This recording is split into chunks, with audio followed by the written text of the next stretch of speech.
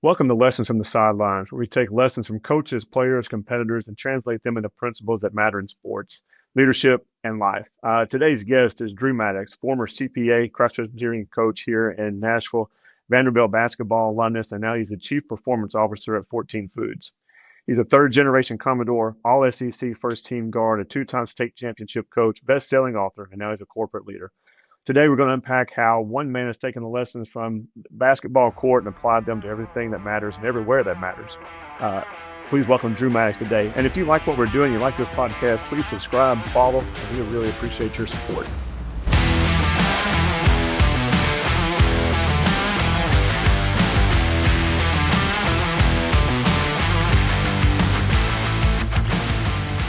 Well, Coach, again, thank you we had a little bit talking about some 3-on-3 basketball right here, but we're glad you're here. And we share a little bit of a path of a coaching and on the floor, and now transition a little bit of coaching off the floor.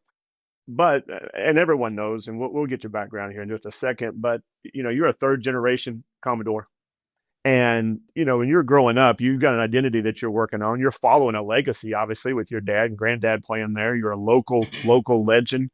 So, but also today's athletes have a lot of pressures as well. It's working on that identity and more, I don't know if more, but at least different than what you had between social media and peers and friends and NIL and every other conceivable thing that can go along. And I guess, what are your thoughts? What was your thought with your identity? And did you feel pressure? I know you always wanted to go to Vanderbilt, but did you ever feel like if this doesn't work out, and also some thoughts about for current athletes and especially parents and coaches navigating that? That's a long-winded question. I apologize. Yeah. Yeah, no. Well, first of all, let me just say this, Coach. It's great to be with you. Obviously, I've known you a long time and certainly appreciate just the way that you approach loving people to life in whatever that means. If that means we're in the floor, if that means we're in the locker room, if it means we're in a boardroom, it doesn't matter. The mission stays the same and want to elevate and lead to the increase of other people. And I just think that's so beautiful. So thank you for letting me sit with you today. And um, I certainly have appreciated following your journey, and I'm honored to have a seat at the table today. Back to your question, it's really been the great wrestling match of my life. Has been the story around identity, and what I mean by that is, it does go back to being a 5-year-old little boy and being asked by a kindergarten teacher, "What do you want to be when you grow up?" And drawing yourself already as a 5-year-old little boy in a Vanderbilt basketball uniform, wearing the number 45, which was what my dad wore, and already being very cognizant and very aware of that vision. And so many times you can present the value proposition around that in such a great way that it led to, lots of days of working really hard, of pursuing a dream, of being persistent and resilient and all those things. But to your point, there was also some pressure around that as well as I was growing up in that journey and what was being created and what I was pursuing. Now, the reason why it's been the great wrestling match of my story, and I think many men in particular can relate to this, is through performance, through production, or through even perfectionism, it led to the formation of identity. And instead of the way that God really wants us to live our days, is that we're a beloved son of the living God, and that out of identity flows what you do. And so many times I had got that flipped and still get it flipped. And once again, it is the wrestling match of my story that what I do informs who I am or what I believe about myself or the truths I tell myself. And sometimes those truths are flipped into lies because you may fail or you may be wrestling with guilt or shame or fear or whatever it is. And so I think if I were to offer a word of encouragement around all of that to answer your question, that really at a heart and soul level, what I would say are the being elements. We are human beings at a heart and soul level, that our talents, our gifts, what we do as a full contribution of impact to the world around us is what we do. But we flip it so many times that what we do flows into who we are instead of who I am as a full offering to the world around me informs what I go and do. So, on that note, I'm the same way. I mean, there's been times you play on Saturday night and you lose or you make bad decisions, and it was hard to go to church Sunday, and Mhm. really nobody at church cared, but it was my thought that I'm a loser walking Yeah. through, and really nobody cared. But let me ask you this: how do we know we get it flipped upside Yeah. down sometimes, or Yep. we get it tangled up? Yep.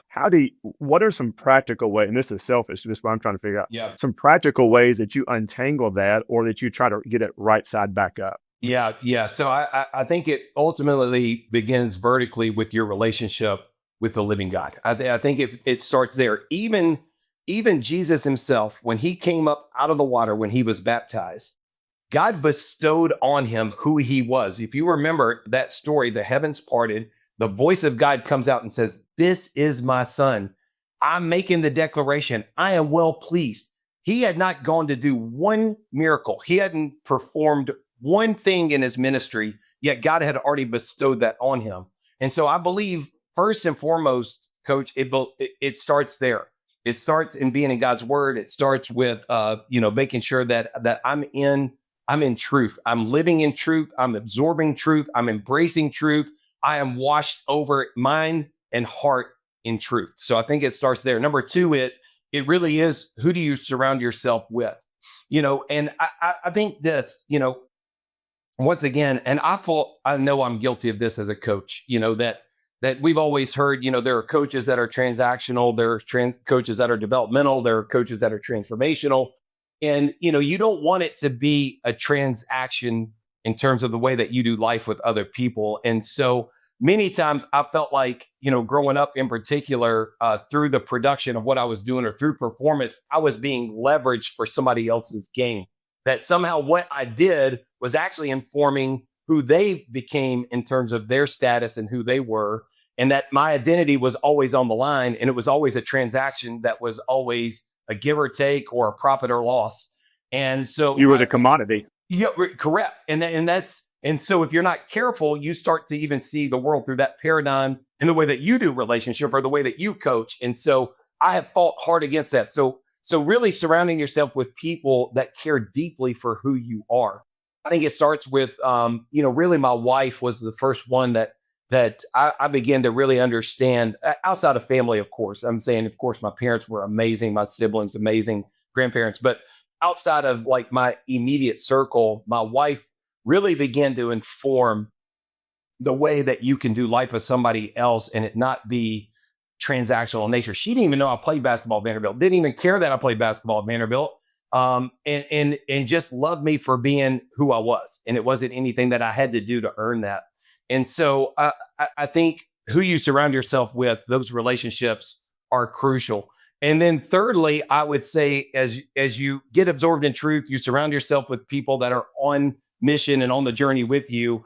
I think it's ultimately like really beginning to understand that you were created for impact and you were created for contribution. You were created to make an investment and to sacrifice for other people, and that you have special and unique and divine talents and gifts and abilities to make the world a better place. So how do you own that power? How do you own that gift? How do you offer it as a full contribution to the world around you? I think really living in alignment with those three things and understanding that standing in truth, being in relationship with others, and offering my gift as a contribution to make the world a better place. I think those three things allowed me to really absorb and understand, hey, this is who I am. Therefore, I can go and do and give away all that I am for other people. Is that just kind of how you come back when you feel yourself getting off, go back to that vertical? Yes, yes. And so it really is this vertical understanding of truth. And I also talk about this as well, that we're always becoming. There's a becoming element to our story. Who I am today, who I'm becoming, and there's a gap that exists between who I am and who I'm becoming, and who God ultimately wants me to be to maximize my potential. But it can't stop there, because if it's just for self gain, then I'm leaving out the second part of the Great Commission, which is to go make the world a better place and advance God's kingdom. So as I maximize my potential and understand who I'm becoming, it opens up my eyes and the paradigm and the perspective of which I see the world, that I was created for impact in a unique way that's for me. That God set that up for me. That's different than anybody else. And just like Coach Brown needs me to play my part all out, I need Coach Brown to play his part all out. And we need to go and once again be on mission with people that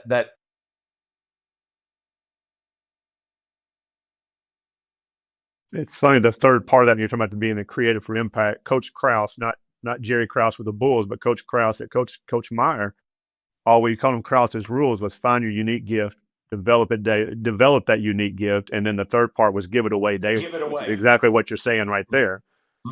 But first identifying it and identifying it in truth. So I love the practical part of that, which leads me kind of the next question to go back. I mean, you're a 4-year starter at Vanderbilt, all SEC, all academic, all those things. So you excelled in the classroom and on the floor. And but when you look back on that, what's a lesson that took you the longest to learn? Maybe you didn't even learn it while you were there. It was something either you fought, and it was like, I always joke that our parents get smarter as we get older. And I tell Yeah. my boys, I'll get smarter you'll figure it out when you get older. But Yes. is there a lesson that you were finally like, crap, if I had known that, that would have helped me? Yeah, I do believe there was components, and it took me to my junior year at Vanderbilt to understand this. I think I compartmentalized excellence. I would be excellent in this area or focus my energy in this area and give less of myself in this area. And what I began to understand and why I'm so thankful, and thank you for even saying that about the academic side and the athletic side, was it took me to my junior year to really embrace that you were created for excellence in everything that you do, comprehensive excellence. Once again, understanding that I cannot select when I want to be excellent. I have chosen and made the declaration that I'm going to be excellent in all that I do. Little things and big things. There's no separation of it's just things. And what I do, I approach it the same way.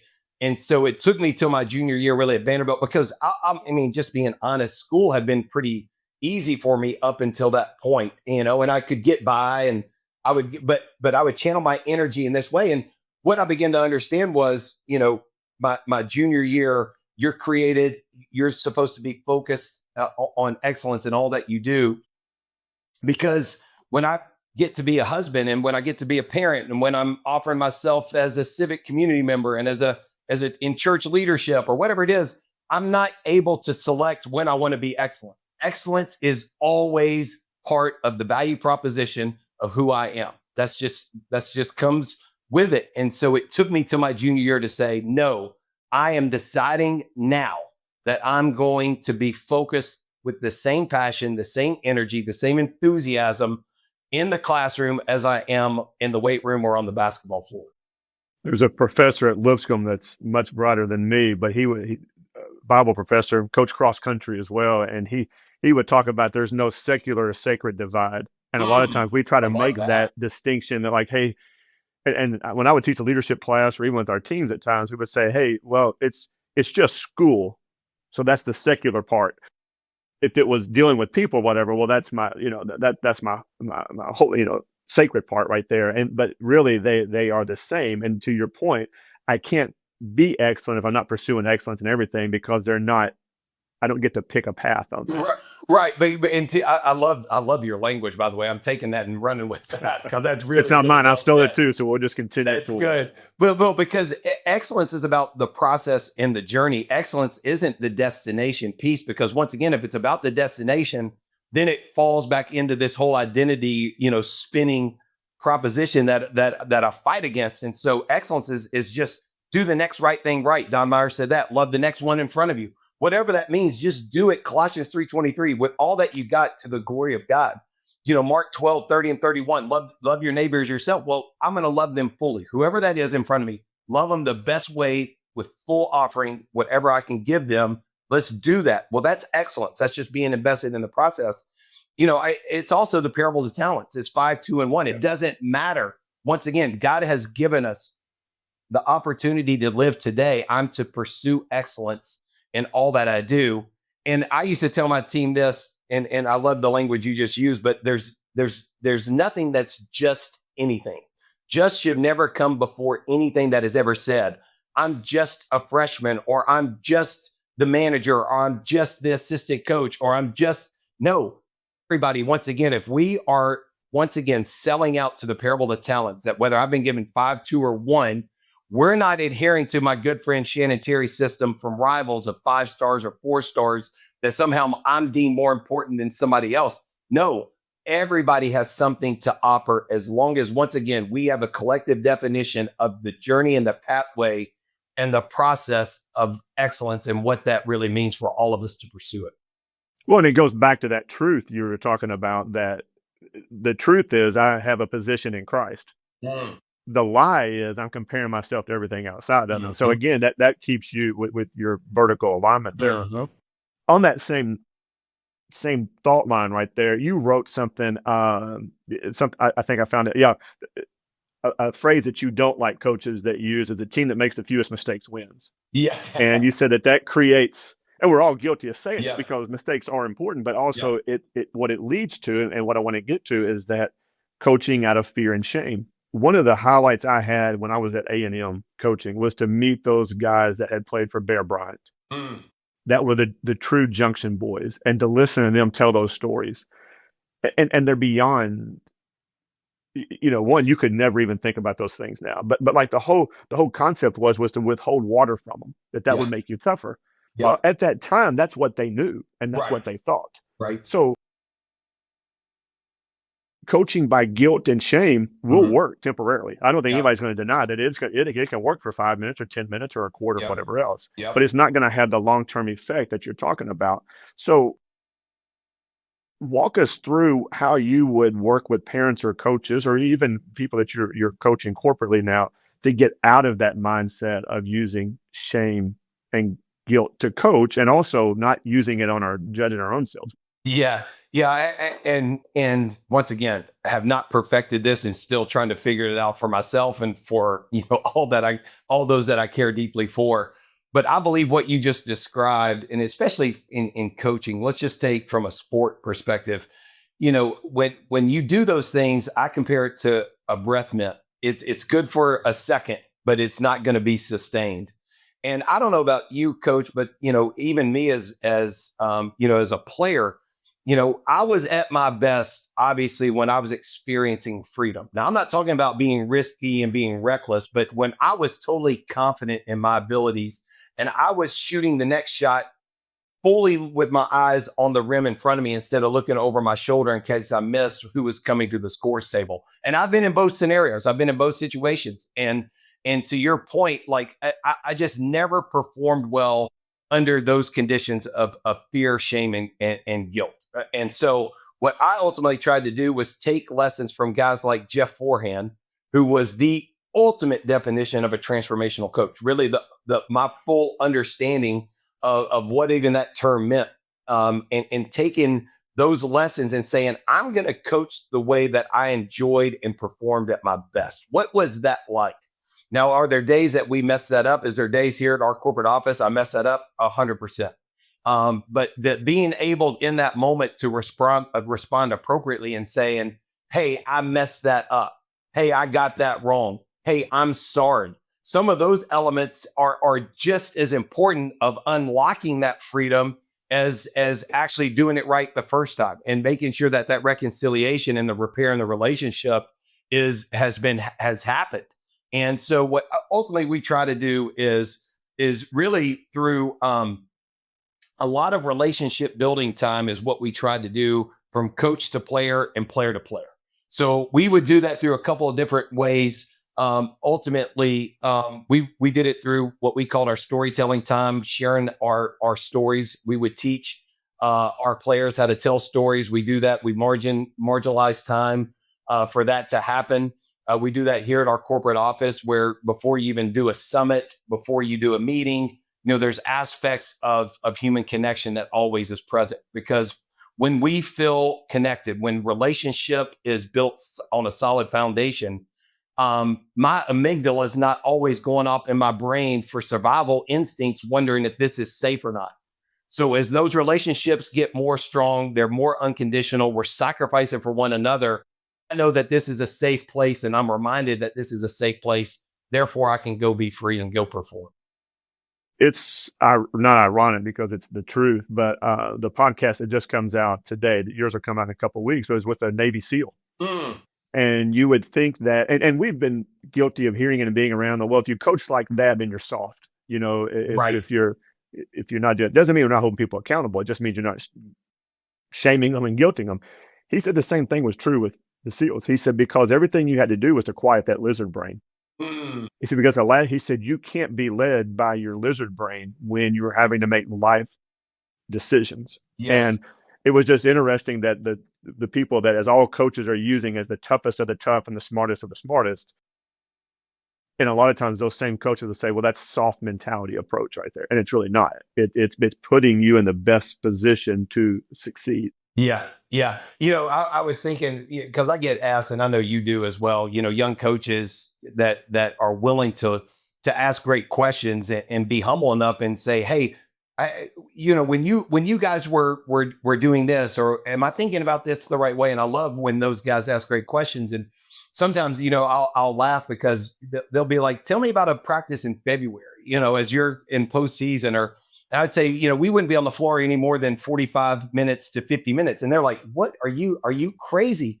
Because back to your point, that has been informed in our brains that is soft, or somehow we're less than, instead of, no, we're maximizing our time, that we can be efficient, we can do things. And oh, by the way, I'm also thinking about the long game and making sure we're preserving legs and taking care of the whole person in this process.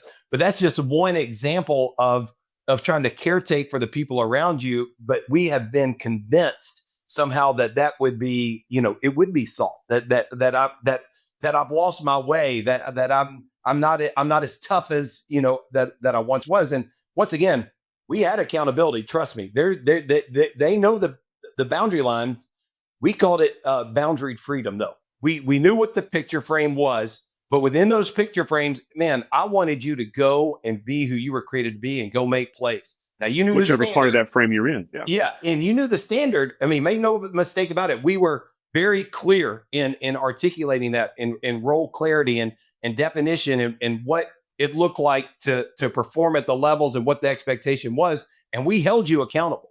But now within that boundary, we wanted you to go be your truest self, and to operate from a freeing standpoint instead of a fear standpoint. Well, again, going right back to what you said earlier, that's that unique gift that you identify that each kid or each employee has, and let them be you. If not, they can't give that gift away if you don't put them in that situation. That's right. That's right. Well, they're always just comparing and contrasting whether they're good enough or less than, based on the person sitting next to them, instead of, no, you have a true self offering to this world. Now let's cultivate that. Let's see what that is. Let's continue to grow and develop that gift in order to, back to your point, the ultimate proposition is to give that gift away. Yeah, and your picture that we're painting may be different than a guy that's going to play 40 minutes a game. It doesn't mean his Absolutely. value is any different. It's Nope. just a different picture that we're painting. That's right. We didn't, in my years at CPA, I was a CPA basketball coach for 15 years here in Nashville. And, we never did cuts. We never did tryouts. And so if you came out for our team, you were a part of the team. And people would be like, how could you even make practice work? And how did you organize all of that? And I'm like, it made me a better coach, because every single player and every single coach, every single day was accounted for. And so I had to carefully plan all of that out and make sure I would lean on my coaches and empower my, the coaching staff to be the CEOs in certain segments or in certain areas of the gym. And we had stuff going on all over the gym. And I remember this one story, Coach, you'll love this. So John Calipari, when he was at Kentucky, was recruiting one of our players, and came in the gym one day, and came in for practice, and we were getting ready for practice. And I mean, I had the smallest freshman, and then obviously a Mr. Basketball, All-American, all in the same gym at the same time. And he made a joke. He said, "Drew, why is the middle school practicing with you today?" And I said, "Well, Coach, that's not the middle school. That's little Johnny, and little Johnny's a freshman. And let me tell you about our program and our approach. Our program and approach is this." And it allowed me to really speak into that. And I think it made him even fully appreciate the young man even more, because he was able to experience excellence of basketball at a high standard, but still do it within the construct of being with all these different kids and all these different talent levels and all these different ways, and still fully appreciate the opportunity of what that person presented as well. And so it informed their paradigm of competitive athletics very differently than maybe any other kid he had ever recruited. Than only having the top 5 in the gym and everybody else is on the Right. side watching. Yeah, like this is just the elite circle, and everybody else get off out. This is a country club feel, and that's all that this is. Well, I think in a lot of ways, you're just setting up kids for failure because that's not the way life is. Life is going to be blended everywhere you go. I don't care if you play in the NBA. One day it's going to stop, and you're gonna end your career, whether you're LeBron at 41 or whether you get 1 year. It doesn't matter.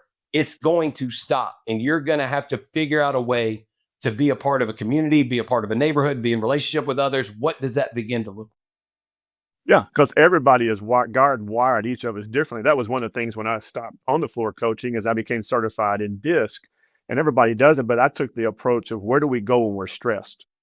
And to see how God wired each of us differently. And so when we go in to talk to a business or a team or whatever, it's from that approach of like, hey, you handle pressure and duress one way. Drew may handle it different. One's not right or wrong, but we have to be able to understand how each communicates and operates under those things.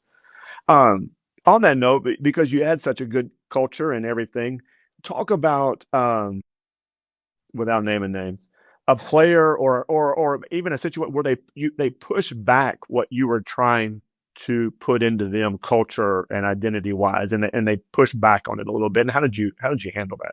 Yeah, I mean, gosh, we're coaching 15 to 18-year-old kids primarily.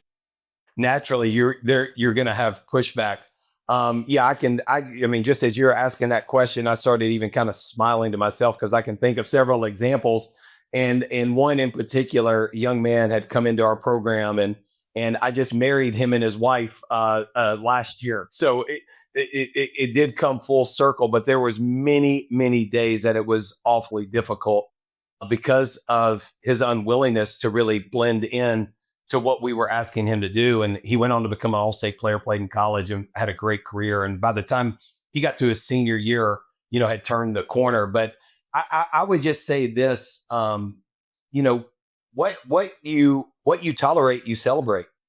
What you allow, you applaud. And I can go cliche after cliche. I can go Henry Cloud. I can go all these different people. But Coach, I'm this way. Maybe it's stubbornness, or maybe it's just caring deeply for the person in front of me enough to say I'm not going to allow you to settle for anything less than what you should be allowed. And so what that would look like for us practically is literally never giving an inch. And if I saw, so not participating, not clapping, not voicing, not standing up, not whatever the full expectation on the court, off the court, literally over and over and over until I beat my head against the wall, that I'm not going to give into it, and I'm going to continue to call it out. I'm never going to not call it out. I'm never not going to consequence it or celebrate it when I see it done correctly in him as well. And I just believe, it's like just stacking it over and over again, that it's death by a thousand cuts, that eventually that he will give in. And in this case, he gave in. And if not, it is a death by a thousand cuts. What may be insignificant on that Monday, but 4 years of those same things will battle a Yes. program. And I was guilty of you're thinking, well, it's not that big of a deal. And Right. now I look back on it going, no, that was the big deal. And the next part of that I think is surrounding yourself with a staff, whether it's a high school basketball staff or collegiate or at 14 Foods there, is like we've got to have people, the CEO or the founder, the owner can only be at one place at That's one right. time. He can't be across 50 That's right. franchises. And if that same culture is not Such a great taught point. and flows down. Yeah. Yeah. You bring up such a great point, because I used to always hear like, the old adage of like good cop, bad cop, or, like you had to have these different, no, yeah, you may be more bent and play a certain role at a certain moment in time, but make no mistake about it. We are unified in our approach of what we are trying to do in the lives of the young people we serve, or the team members here we serve. We are unified in that. Now, how that plays out in different moments, yes, but I can't second guess. I have to trust implicitly, to your point, you know, a coach that is speaking, I can trust what he's saying to that young person or to that team member. So let's keep going forward. Now you're the chief performance officer at 14 Foods. What does that what does that look like? I know you get this, I get the same thing. So what exactly do you do now? Because, well, and then you're trying to, Cole gets it too in the music business. Like, Yeah. what do you do? So what's that look like day to day for you? Yeah. Yeah. It's the coolest position ever created. I mean, to be honest, because chief performance is in everything, in every aspect of the business. It's tangibly, it's how we look at sales. It's how we look at traffic. It's how we look at COGS and labor control. It's how we look at occupancy costs. It's how we look at the P&L. It's how we train up our leaders, our store leaders, our team members, our crew members. So a lot of training and development and growth and all of those things, all the onboarding pieces, how we train people to be excellent in their jobs, the culture piece, culture development. There's leadership development. There's human performance development. And so there's intangible parts to my job that performance is in everything, And so what I focus on every day when I get here is on leadership and cultural development primarily. And that looks like onboarding process, training and development process, talent acquisition process. So a lot of what people would call traditionally human resource areas, all of that kind of flows into my area. Anything that relates to our people and our leadership and our teams. But then also through performance, having a seat at the highest level of our executive team, being able to work with our operations and our finance teams and all those people, as well as we look at systems, as we look at path, as we look at execution. I love to discuss strategy. I love to talk tactical as well. I kind of have both sides of the brain. I'm a very math oriented guy, but I also love, kind of the emotion and the feeling Feel. side. Yeah.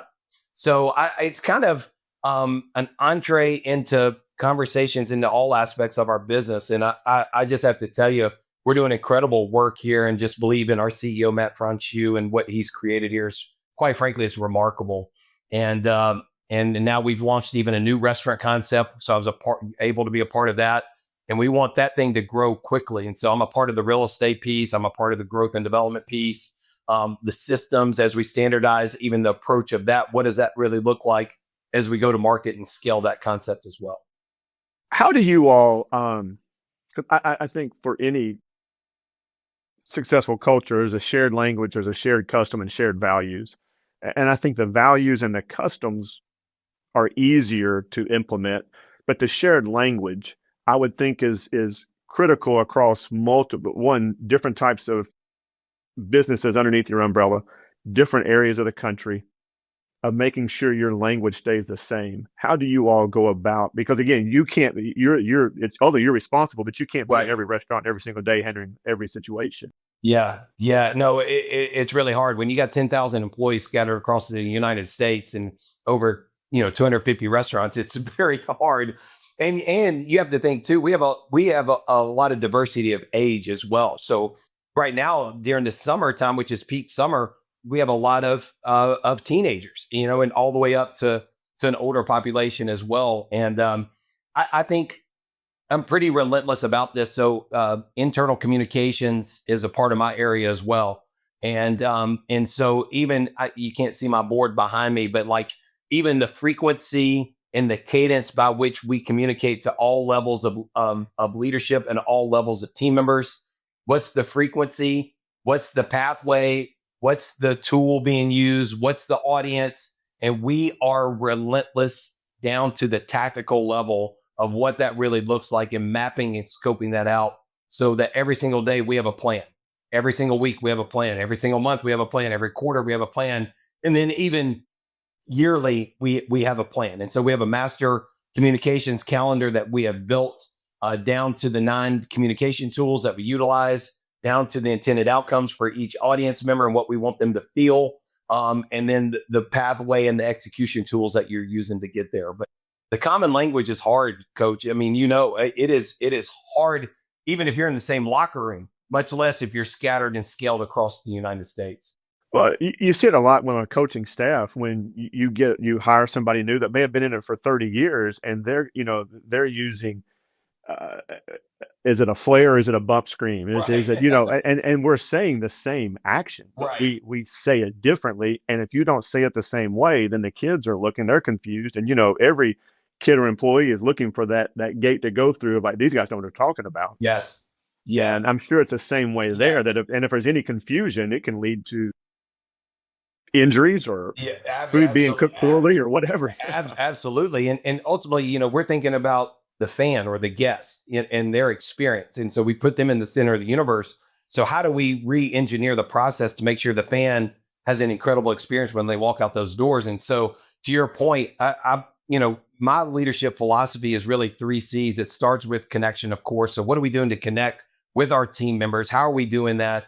What are the different ways that we make sure that we have great connection, which leads to your next point, which is clarity. What we want extreme clarity. We pursue extreme clarity. We communicate, we over communicate, we reinforce communication over and over and over again in order that we can gain the 3rd C, which is commitment. So we have the commitments going forward, a shared understanding, a shared agreement, and a shared ownership of exactly what is going to be done. And it closes the loop back to connection, that I care deeply for you and you care deeply for me. And so therefore we're going to be excellent in our approach, making sure everybody knows exactly what they should be doing. And we're going to be accountable to the way that it should be done. And I'm guessing that you hire the same way that you would recruit, that you're not just, hey, they may be super talented, but do they fit our team? Do they fit our need?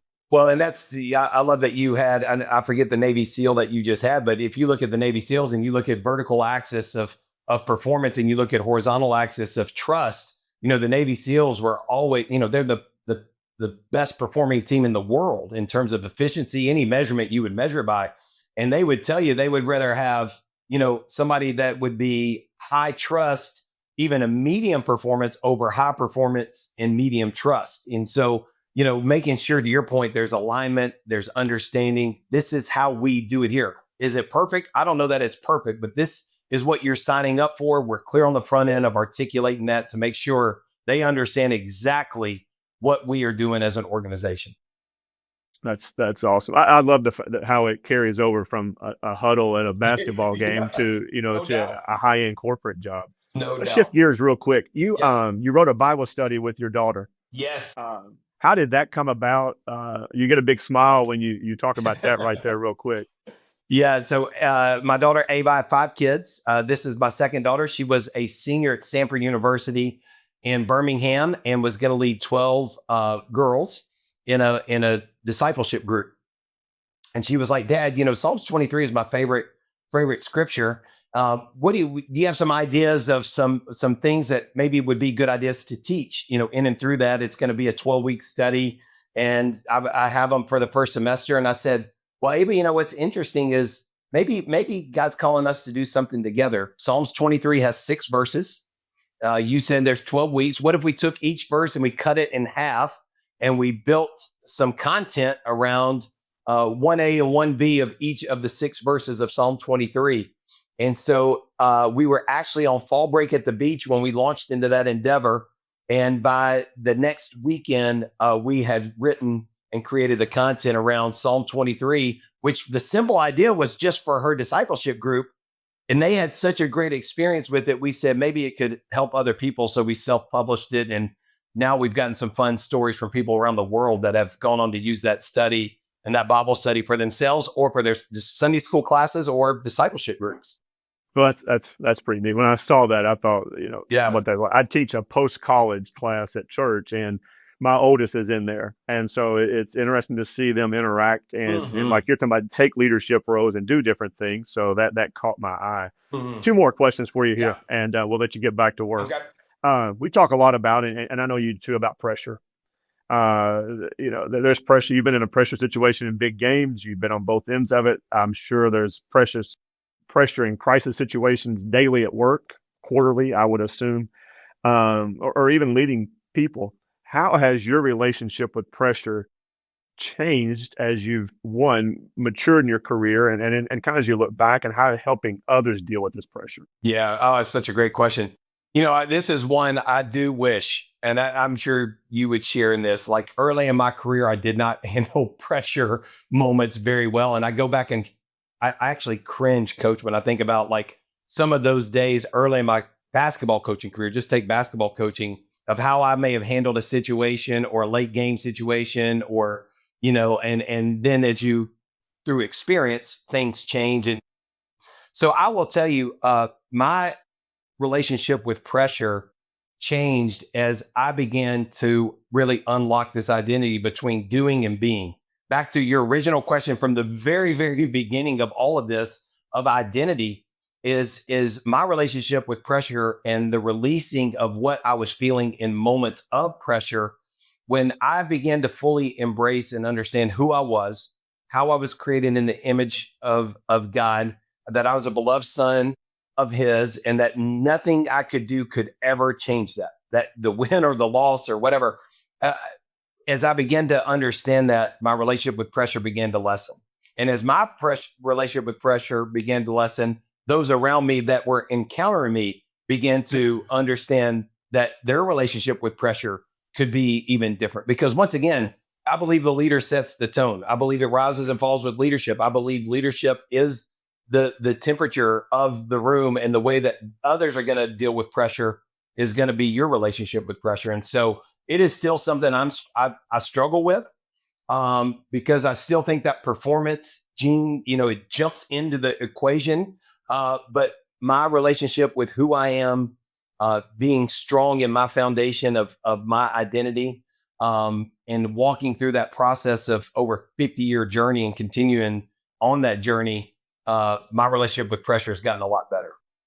Well, I think too, I've talked about, and we use Philippians with Paul, the 4 chapters and 4 mindsets that he had set points, Mm, and that he was always going to get back to that set point. It didn't mm, matter what the temperature of the room or the mm. exterior was. He had his set points, and I think that some of that is just we've matured to be able to do that.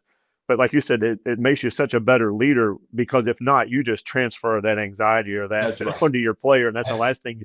Or you're screaming at them to calm down. I mean, Right. That's so true. So true. last question here, Okay. and you mentioned it. You have 5 kids. Uh, And obviously, the name of the podcast is Lessons from the Sidelines, and they've seen you, on the sidelines, and they've seen you play, and they've seen everything. But what's the most important lesson from the sideline? And I think I know where it's going.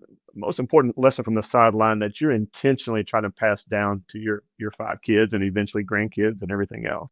Yeah, we have, and I love that I'm talking to you, because our household mission statement is to pick up the trash, and it's to love people and 3 camp places. rules. Yeah, that's right. To love people and places to like, to leave them better, obviously. And so ultimately, what I want to transfer to them are the 4 core values by which I live my days, that my life sits on, and that I hope our household sits on, and by which I hope they live their days on. And that's number one, is to worship God relentlessly, and all that you do, offer all that you are as a full point of worship to Him. That everything that you do reflects glory and honor back to Him. Number two, that as a result of that, that we would love unconditionally, that we would love others in a big way. The Maddux is, when you look at us, that we would be known for the way that we love others. Number two, that we would serve generously. That as an expression and a manifestation of the way that we love, we serve first, we serve quick, we serve without being asked. And then number four, we live passionately. We want to live with zeal. We want to be passionate people. We want to be enthusiastic. We want to be energetic. We want to be excited about waking up and doing small things and big things. And it doesn't matter, that when you are around us, there's an energy that is contagious. And we ultimately hope that through all of that, that it closes back up the loop, that the way that we love, serve, and live, it ultimately offers, a living sacrifice and of worship back to the living God. Well, I can't think of a better way to wrap it up right there. Because whatever we're doing, coaching or business wise, the most important group that we're leading and being around and Right. influencing is those family members. That's right, Well, again, I can't thank you enough, and we Coach. look forward to following. I'd tell you real quick. Give me a quick update on the restaurants and the things that you are launching, and the best way that people can follow you. Yeah, thank you, Coach. Yeah, so 14 Foods, it's taken from Matthew 14, by the way, which is the feeding of the 5,000. So that's our hospitality company. We have over 250 Dairy Queen restaurants around the country. And recently, here in the Nashville area, launched concept number one of a restaurant concept called Truce, which everything is oil free. It's made clean. It's a passion project of Matt Franchu and his wife Beth. And so we have those two restaurant concepts. We're involved in other restaurants as well, commercial real estate. We have a clothing company, a pharmaceutical company as well that we're involved in. Just wake up and feel so grateful of what I get to do every day in all of those aspects. You can find me on Instagram at Drew Maddux 45, Twitter at Drew Maddux, obviously Facebook, LinkedIn. I love nothing more than to interact with anybody. So if you have any questions or anything that I can ever do for you, please don't hesitate to reach out. I will respond, I promise. Well, again, I appreciate it, and we look forward to getting out to Truce and seeing some people around there that we know. That's right. No, it's